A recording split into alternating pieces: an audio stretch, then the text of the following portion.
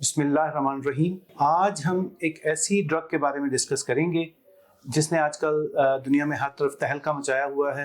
Generically तो हम इस ड्रग को सेमेग्लुटाइड या GLP-1 एगोनिस्ट कहते हैं, लेकिन आजकल इसका एक कमर्शियल नेम जिसे ओजेम्पिक भी कहते हैं बहुत पॉपुलर है दुनिया में, और हर तीसरा शख्स यूजुअली इसी के बारे में इंक्वायर कर रहा होता है हमसे। ओबेसिटी के पेशेंट्स में जिनमें मोटापा ज़्यादा था उनमें वेट लॉस के हवाले से बहुत ज़्यादा पॉपुलर हुई है। एक्चुअली ये ड्रग क्या है इसके बारे में जानते हैं और किन पेशेंट्स में दी जा सकती है, इसका क्या इफेक्ट्स हैं, क्या इसके प्री रिक्विजिट्स हैं, इस बारे में आज हम बात करेंगे। सेमेग्लुटाइड जो है एक्चुअली, या जिसका मैंने बताया कि बड़ा का पॉपुलर नेम आजकल ओजेम्पिक है, ये एक्चुअली एंटी डायबिटिक एक मेडिसिन है। GLP-1 रिसेप्टर्स पे एगोनिस्ट का काम करती है। एक्चुअली ये इंक्रीज कर देती है इंसुलिन रिलीज को पेंक्रियास, लेकिन ये इंसुलिन रिलीज उसी टाइम बढ़ाती है जब ब्लड में शुगर लेवल्स बहुत ज्यादा होते हैं। अगर शुगर लेवल्स बहुत ज्यादा ना हो तो फिर ये इंसुलिन एक्स्ट्रा सिक्रीट नहीं करवाती। इस दवाई की वजह से आम तौर पर शुगर लेवल्स से हाइपोग्लाइसीमिया जिसे हम कहते हैं, शुगर लेवल बहुत ज्यादा लो होने का अमल है, वो नहीं होता इसके साथ। सेकेंडली, ये ग्लूकागॉन को रिड्यूस करती है, जिसकी वजह से लिवर से जो पंप होता है एक्स्ट्रा शुगर ब्लड में, वो स्टॉप हो जाती है। ये ड्रग स्लो करती है डाइजेशन को, गैस्ट्रिक एम्प्टीइंग को स्लो कर लेती है। इसकी वजह से एपिटाइट बहुत कम हो जाती है, और इसके साइड इफ़ेक्ट्स में तो नाउजिया, मत्ती बहुत ज़्यादा है और उल्टियाँ आती हैं।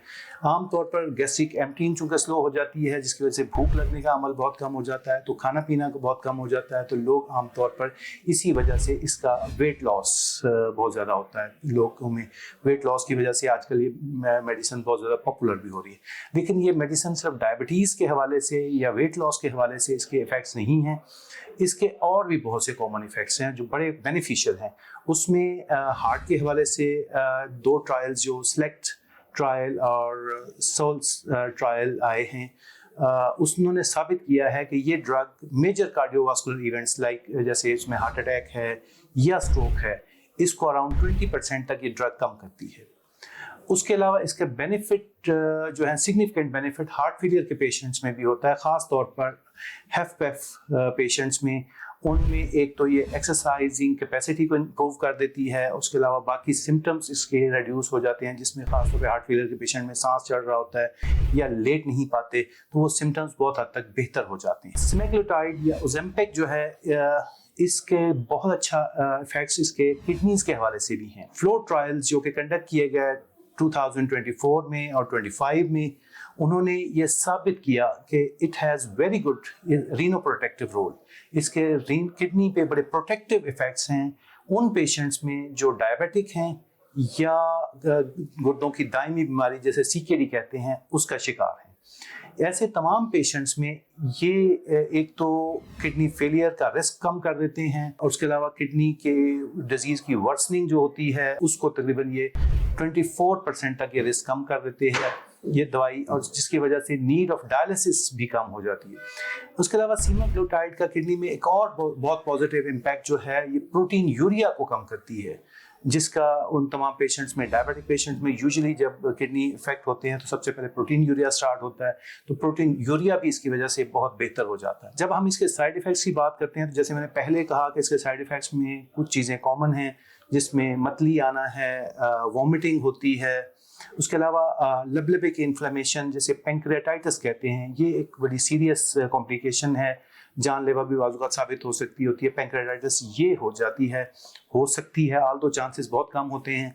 उसके अलावा एनिमल स्टडीज़ में कुछ ये भी साबित हुआ है कि थायराइड ट्यूमर्स भी इसके साथ एसोसिएटेड हैं, एनिमल स्टडीज़ ने ये साबित कर दिया है। उसके अलावा अब ये बात के प्री रिक्विजिट्स क्या हैं, किन पेशेंट्स को दी जानी चाहिए, या पेशेंट्स में क्या चीज़ों को पहले आपने कंसीडर कर लेना है कि उनमें ये चीज़ें नहीं हैं।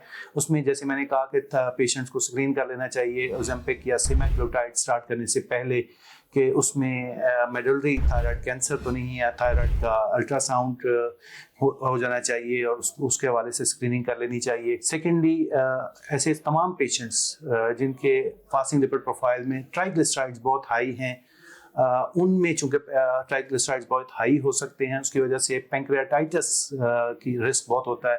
तो उन पेशेंट्स में अगर ओजेम्पिक या सेमेग्लुटाइड स्टार्ट करते हैं तो उनमें पेंक्रियाटाइटिस का रिस्क और बढ़ जाता है। वो तमाम पेशेंट्स जो ऑलरेडी डायबिटिक हैं اور انسولین لے رہے ہیں یا دوسری گلوکوز کم کرنے کی دوائیاں جسے ہم اورل ہائپوگلائسیمک ایجنٹس کہتے ہیں وہ لے رہے ہیں، تو ان میں لازمی بات ہے انسولین یا ان اورل ہائپوگلائسیمکس ایجنٹس کی ڈوز کم کرنی ہوتی ہے اس کو سٹارٹ کرنے سے پہلے۔ اس کے علاوہ ایک اور prerequisite which I would recommend کہ آئی ایگزامینیشن پہلے کروا لینا چاہیے۔ بعض اوقات جب گلوکوز لیولز بہتر ہوتے ہیں تو بعض اوقات شروع میں آئی سائٹ ورسننگ ہو سکتی ہوتی ہے پیشنٹس میں ٹیمپریریلی، تو اس کو بھی پہلے ہی رول آؤٹ کر لینا چاہیے۔ یہ دو کچھ گزارشات تھیں اوزیمپک اور سیمیگلوٹائڈ کے حوالے سے۔ جیسے میں نے بتایا کہ اس کے پازیٹیو امپیکٹ بہت زیادہ ہے، اور وہ تمام پیشنٹس جو اس کو استعمال کرنا چاہتے ہیں انہیں چاہیے کہ اپنے طور پر پرسکرائب کرنے سے پہلے کسی بھی نیفرولوجسٹ یا اینڈوکرائنولوجسٹ سے رابطہ قائم کریں۔